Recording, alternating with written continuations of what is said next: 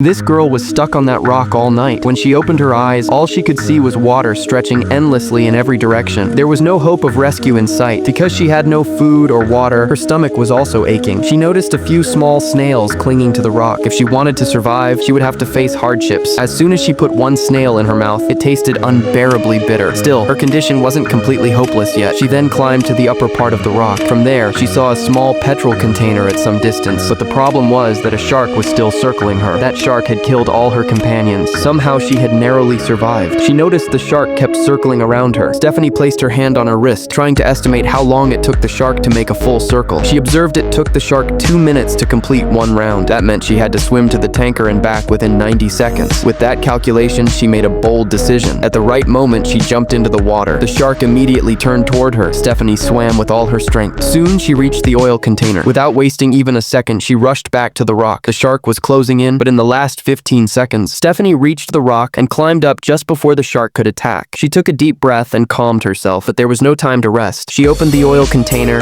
and soaked a long rope in it. She was planning to kill the shark. She left one end of the rope out and loaded her flare gun. Now it was all about waiting for the right moment, though hunting a shark in its own territory was no child's play. Stephanie then cut her leg with a sharp stone so her blood would mix in the water. The smell of blood would make the shark aggressive. She was fully prepared, waiting for her chance. After some time, she saw the shark approaching, but before it reached, it suddenly disappeared. Stephanie couldn't understand what was happening. Suddenly, the shark attacked from behind. She struggled to hold on. At that very moment, with her last remaining strength, she threw the oil container into its mouth. Stephanie immediately fired her flare gun. The next instant, there was a massive explosion. The force of the blast threw Stephanie into the water. Beneath the surface, the shark was sinking, but it wasn't completely dead yet. And behind it lurked something even more terrifying and dangerous. An enormous creature weighing nearly 1,000 tons. The question is, will Stephanie survive? For part 2, like and subscribe and visit my channel.